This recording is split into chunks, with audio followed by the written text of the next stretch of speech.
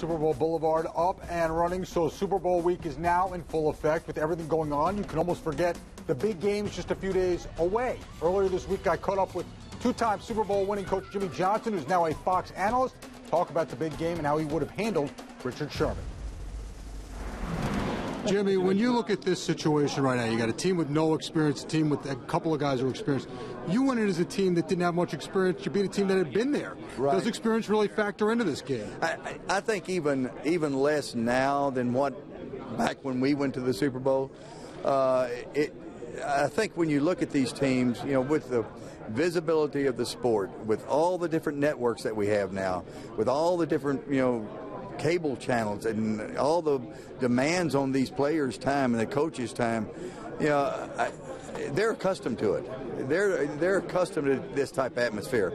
Then you look at it as far as, you know, the coaches, you know, they've dealt with this stuff before. You know, compete with playoff games in professional football and with the BCS National Championship. So, and John Fox is, you know, he's dealt with it before. So I don't think it's any advantage for either team. One of the key matchups, obviously, in this game is Denver's passing game against that Seattle secondary. Physical secondary for Seattle, but Denver, all those pick plays. How do you see that playing out? Well, it's going to be interesting to see how the officials call this thing. Not only call, you know, as far as the Seattle, you know, secondary, as far as any kind of bumping and holding, et cetera, like that, but also any kind of offensive pass interference, any kind of rub routes and pick routes. I mean, you know, rub routes and pick routes are legal if you do it the right way. And obviously Denver, you know, does a great job of it. But it'd be interesting to see how the officials call this thing, how tightly they call it. Richard Sherman obviously has toned down his act. Pete Carroll, somebody got to him. How would you have handled Richard Sherman throughout this process? I love Richard Sherman. He was on our Fox NFL Sunday show. Very intelligent player, really charming, you know, very engaging. I like visiting with him.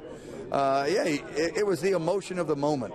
And he probably said a few things that took away from the team victory. But I like having a player, especially a cornerback, you know, who is challenged every single play, to have a little bit of swagger. I actually liked it. And last question, Peyton says he, you know, feels like he can still play, doesn't want to ride off in the sunset whether he wins or loses. Is that the right approach for him? Oh, without question. I mean, hey, he's still a great, great player, and so there's no need to leave the game now.